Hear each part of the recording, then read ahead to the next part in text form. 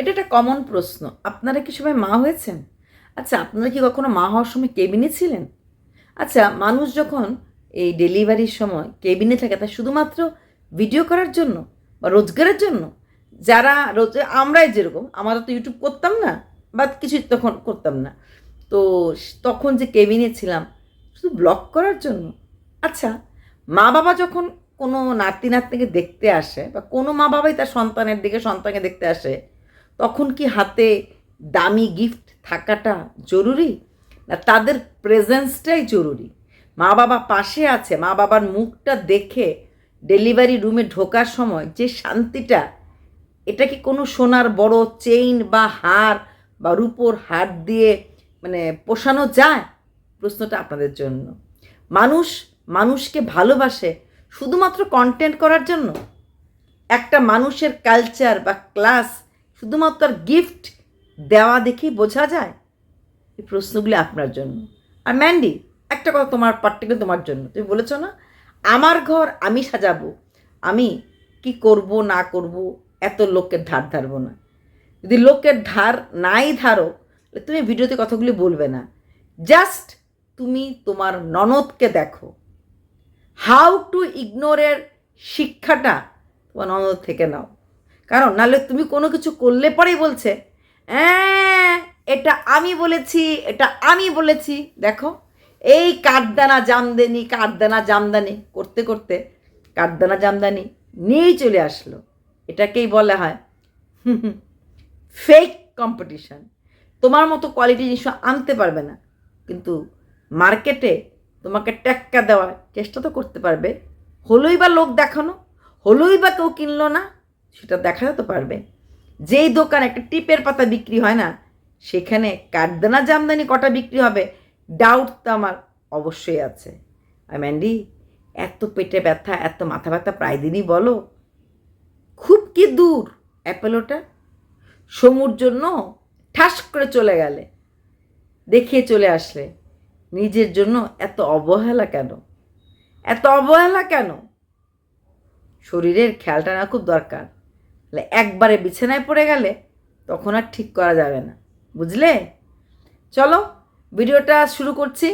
Please share, subscribe, like, hype and অবশ্যই comment. যা যা পম নার্সিংহোমে করেছে কাজগুলি কি ঠিক করেছে? কোন কোন কাজটা ভুল করেছে? আপনাদের কমেন্টস চাই। মুকাবেলা মুকাবেলা লাইলা। আচ্ছা, কালকে অনেকে রিকোয়েস্ট করেছিলে এই ম্যান্ডিকে নিয়ে ভিডিও করার জন্য, আবার একটু রাগও করেছো, দিদি ম্যান্ডিকে নিয়ে ভিডিও দিলেন না, অনেক আশা করেছিলাম। আসলে বাড়িতে গেস্ট আছে, আমি কালকেও বলেছি পরশুও বলেছি, তাই সময় করতে পারিনি। এখনও ভাবছিলাম একটু শুয়ে থাকবো, টায়ার্ড লাগছিল, ঠিক আছে। বললাম না, যদি এরপরে কী হয় না ভিডিওগুলি জমতে থাকে, তখন আবার পুরোনো ভিডিও থেকে আমি তো আর মাঝখান থেকে লাভ দিয়ে বলতে পারবো না, তাই পুরোনো ভিডিও জমতে থাকে। যে কথাটা নিয়ে ভিডিও, সেটা হচ্ছে কালকে আমরা গতকালকে দেখলাম কি বলে ফারিয়ার শ্বশুর শাশুড়ি উইথ রূপার সেট সেট বলবো না, চেন নিয়ে গেছে নাতির জন্য।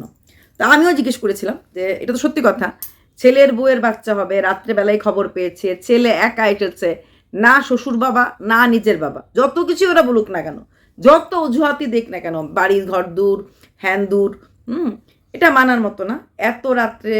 আর দুজন বাবা ইয়াং, এমন না দুজন বাবা একদম বয়স্ক মানুষ।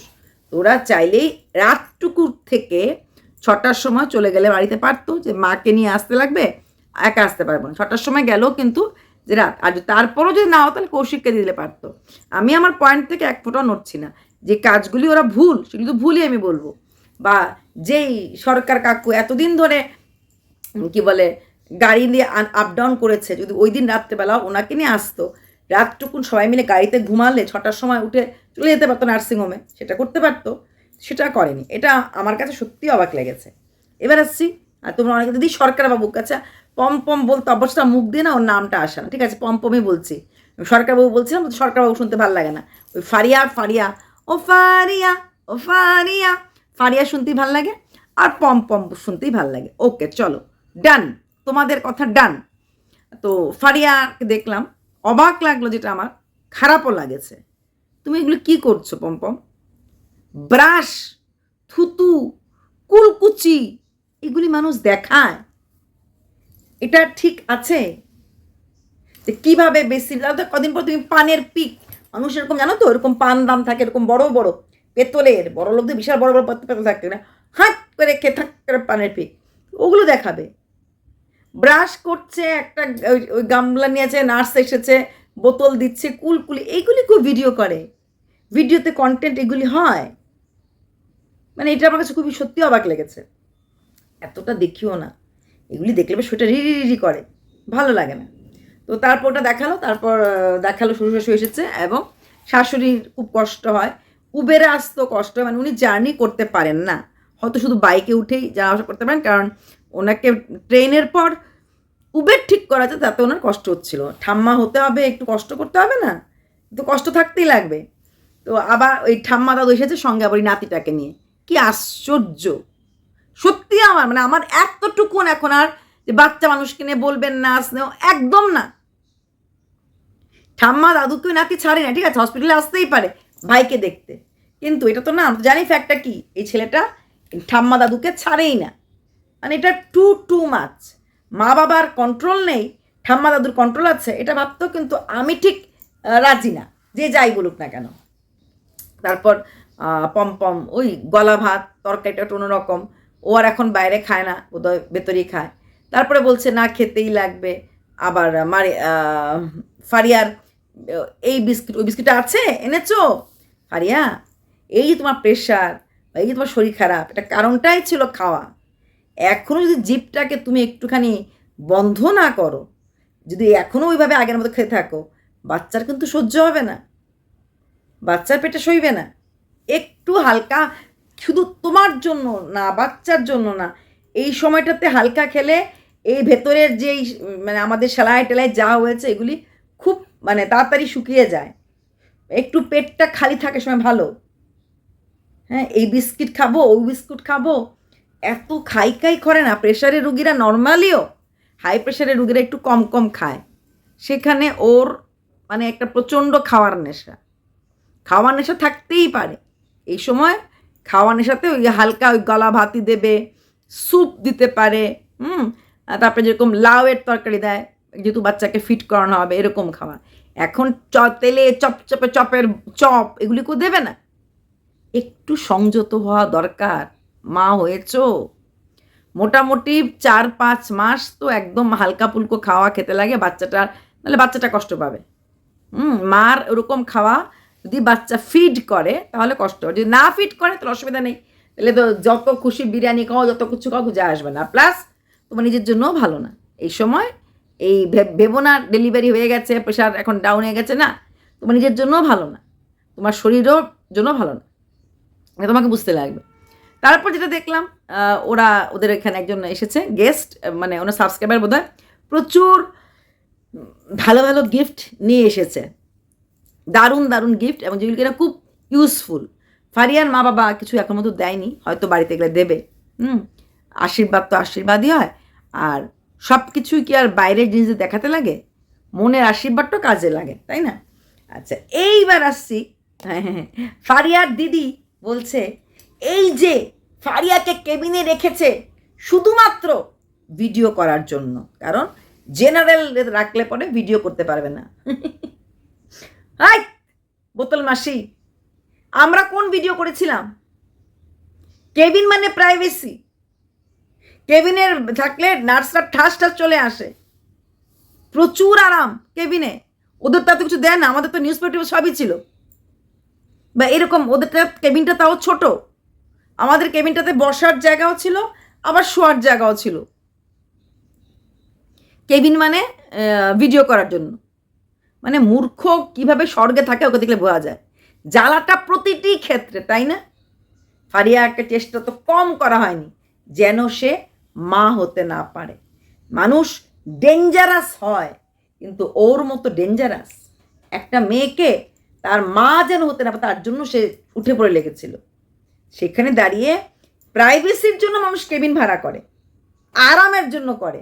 যারা আসছে গেস্টরা বসতে পারছে আরাম করে, কথা বলতে পারছে, জেনারেল ওয়ার্ডে 10 জন লোকের সামনে 10 জন ভাবে থাকবে, কাই হবে। কি আশ্চর্য, মানে থিঙ্কিং লেভেলটা কীরকম, যে কেবিন ভাড়া করেছে ভিডিও করার জন্য। কেন জেনারেল ওয়ার্ডে করা যেত না? আরও ভালো, অন্য পেশেন্টের ঢুকছে বেরোচ্ছে, খাওয়ার নিয়ে আসছে, অন্য বাচ্চাদের মুখের সামনে ক্যামেরা করতো, অনেক কিছু পারতো। চিন্তাধারাটা তো খারাপ কেন? মানে এত নেগেটিভিটি এটার ভেতরে নিয়ে মানুষ কি করে থাকতে পারে? এবার আসছি, অনেকেই ম্যান্ডির কমেন্ট বসে দেখলাম, তুমি গেলে না। না ডিয়ার ভিউয়ার্স, ম্যান্ডি যেন এখন না যায়। আমিও ম্যান্ডিকে না করছি, অবশ্যই ম্যান্ডির সাথে ওর বোনপুর দেখা হবে, বোনের সাথে দেখা হবে, কিন্তু এখন না। এখন গেলে পরে যেই রকম কন্ট্রোভার্সি শুরু হবে। ফারিয়া একটা অপারেশনের পেশেন্ট, পোস্টপার্টাম বলে একটা ব্যাপার থাকে। অপারেশনের পর আমাদের ওই সময় যেহেতু হরমোনাল চেঞ্জ অনেক কিছু হয়, প্লাস ওর হাই প্রেশার, অনেক ব্যাপার আছে। সেখান থেকে ও নিজেরও একটা মানে হেলথের ব্যাপার। এখন গেলে পরে প্রচণ্ড কন্ট্রোভার্সি শুরু হবে যদি এখন যায়। হ্যাঁ, আর বাচ্চাটার পেছনেই পড়ে যাবে তখন, হাত ধুয়ে ভালো করে না মুছেই পড়ে যাবে। তো এর জন্য ম্যান্ডি যদি এখন না যায়, যখনই ম্যান্ডি যাবে তখনই কন্টেন্ট হবে। বাট এখন যেহেতু বাচ্চাটা একটু ছোট, এখন গিয়ে আর এই ফারিয়াকে আর টেনশন দিয়ে লাভ নেই। যাক না 6-7 মাস, হোক না 1 বছর, নয় 1 বছরের বার্থডেতে যাবে, অতদিনে পুরো ব্যাপারটাই সর্ট আউট হয়ে যাবে, ততদিনে পুরো ব্যাপারটাই শান্ত হয়ে যাবে। কিন্তু এখন এই গরম গেলে পরে গরম ধোঁয়া, কারণ কেউ বসে আছে ম্যান্ডি আর ফারিয়াকে নানা রকমের উত্তক্ত করার জন্য। সেখানে ওই বাচ্চাটাকে টেনে হিচড়ে অনেক কিছু বলা হবে, যেখানে কেবিনেট নিয়ে বলছে যে কেবিন নাকি নিয়েছে ব্লক করার জন্য। দুনিয়ার যত হসপিটালে যত কেবিন আছে, শুধুমাত্র তারাই বুক করে কেবিনগুলি যারা কিনা ইউটিউব করে, যারা সোশ্যাল মিডিয়া আছে। সোশ্যাল মিডিয়ার বাইরের লোকরা আর এইসব কেবিন বুক করে না। হায় রে মূর্খ, সত্যি রে, দোকানে একটা টিপের পাতাও বিক্রি হয় না, বসে বসে তো এইগুলিই ভাববে কেমনে করলো পয়সা। ও আমার কলিজা রে, ভাগনা রে, কেমনে করলো পয়সা, আমি তো পারছি না। মানুষ খরচ করে।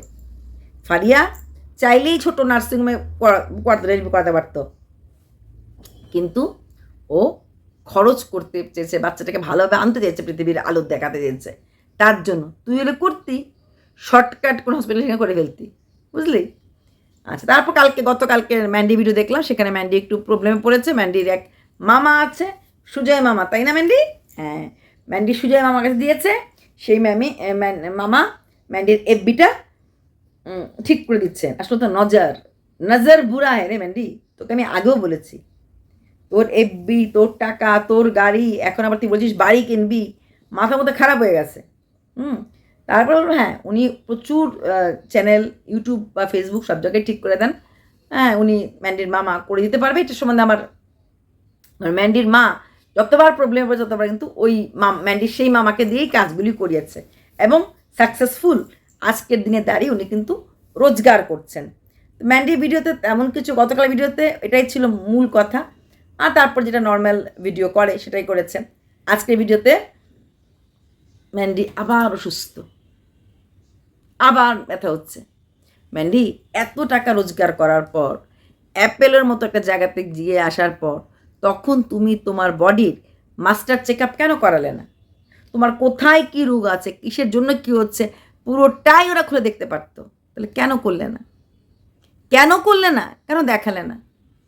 হ্যাঁ, যথেষ্ট তোমার শরীর দুর্বল লাগে, তুমি উঠতে পারো না, কথা বলতে তোমার কষ্ট হচ্ছে, বেড়াতে যাচ্ছ ঠিকই বড় সাথে, তারপরও তোমার ভালো লাগছে না। কারণটা কি? Too much workload. হ্যাঁ, আর বলছি না কালকে এফবিতে লাইভ করবে। হ্যাঁ, এফবিতে তোমাকে 4-5টা লাইভ করতে লাগবে, মোটামুটি 5টা লাইভ করলে ওই টাইমটা কাভার হয়ে যায়। আমি শুনেছি, আমার তো আর এফবি টিভি নাই, 5টা লাইভ নাকি মোটামুটি করতে লাগে ওই ওয়াচ টাইমটা আমি কাভার করার জন্য। রিলস থেকে উঠলেও নাকি করতে লাগে। তারপর যে যতটা বেশি পারে সে ততটা করে। মানুষ তো এমনি তো এফবি বা ইউটিউবে এমনিতেই লাইভে আসে, লাইভে তো আমিও আসতে ভালোবাসতাম, এখন সময় করতে পারছি না, তার জন্য আসতে পারছি না। হ্যাঁ, আর তার থেকে বড় কথা, লাইভে আসলেই ছেলে ডাকলো মেয়ে ডাকলো অসুবিধা হয়ে যায়। তো সেখানে দাঁড়িয়ে এফবিতে কমসে কম তোমার 5টা লাইভ করতে লাগবে, যেটা আমি শুনেছি। তারপর তোমার যা অন্য সময় লাইভ করো না করো, বাট কাপড় টাপড় ছাড়া নর্মাল তুমি 5টা লাইভ করো, দেখবে তোমার প্রচুর উপকার হবে। আর আর এই যে শরীর খারাপ রেগুলার বেসিসে হচ্ছে, হ্যাঁ, যে কারণেই হোক, মাথা ব্যথায় হোক, শরীর দুর্বল লাগে হোক, কথা বলতে ইচ্ছে করছে না হোক, যেই কারণেই হোক না, তার জন্য ডাক্তার নেই। বরকে নিয়ে এতবার করে ডাক্তারে যাচ্ছে, নিজের বেলা এত কেন আটিসুটি? হ্যাঁ, আমি দেখলাম আজকেও কথাই বলতে পারছে না। আর ওয়েব সিরিজ দেখা, রেস্ট কোথায়? ঘুমটুম তো নেই, তাই না? একটা ফোঁটা ঘুম নেই। আইদার ওয়েব সিরিজ নয় কাজ, রেস্ট হচ্ছে না। তারপরে বলবো ভালো ডাক্তার দেখাও। এত পেটে ব্যথার ওষুধ খেয়ে ফেললাম, মাথা ব্যথার ওষুধ কত কনস্ট্যান্ট খেয়ে যাচ্ছ, এগুলি ঠিক না। এগুলি অনেক অন্য রোগ নিয়ে আসে। ডাক্তার দেখাও। আর কাইন্ডলি এখন এই টাইমে যেও না ফারিয়ার বাড়িতে, কারণ ফারিয়ার বাড়িতে এখন গেলে তোমার ছোটদি ভাই জ্বলে পুড়ে একদম আগুন হয়ে যাবে। ওর একটাই হিংসার বাইরে ওর জীবনে কিছু নেই। কারণ ওর খালি একটা কথাই মনে হয়, আমার নাই কেন, আমার নাই কেন এমন একটা বর, মানে সমুর কথা সবখানে যে নিয়ে যায়, আমার নাই কেন ম্যান্ডির মতো ক্ষমতা, এত সুন্দর একটা বিল্ডিং করার মতো, আমার নাই কেন একটা ভালো অন্য কিছু, এটা আমি বলতে চাই না, যাই হোক সেই জিনিসটা নেই কেন ওর, তার জন্যই ওর এত জ্বলন। তাই আমি চাই না, এখনও বাচ্চাটা ছোট আছে ফারিয়ার, ওর ছায়া ম্যান্ডি যাওয়া মানে ওর ছায়াটা ভীষণ জোরে পড়বে। আর পম্পমকে একটা কথাই বলবো, এই মুখ ধোয়া এগুলো এগুলো দেখাতে নেই, বাড়িতে গেলেও দেখাবে না। কিছু কিছু জিনিস না অন ক্যামেরা না, অফ ক্যামেরাতেই ভালো লাগে। চলো এইটুকুনি ভিডিওটা ছোট্ট করে দিলাম, একটু কাজ আছে।